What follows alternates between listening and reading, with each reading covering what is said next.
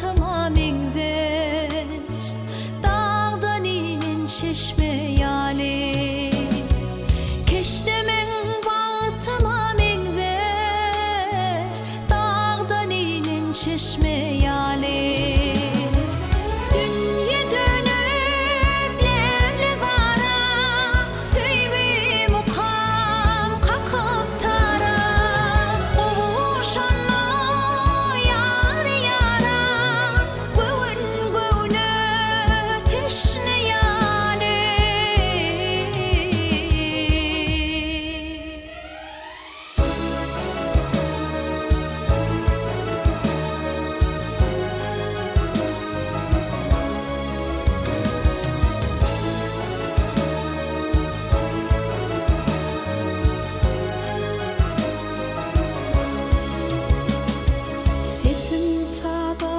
Coşar yali,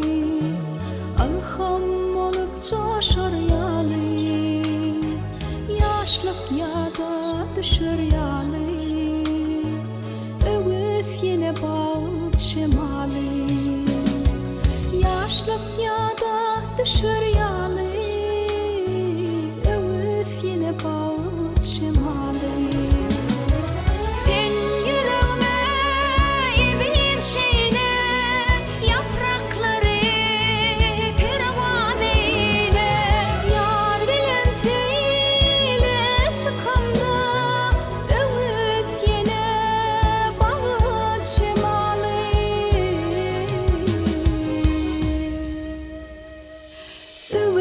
Yine bağıt şemali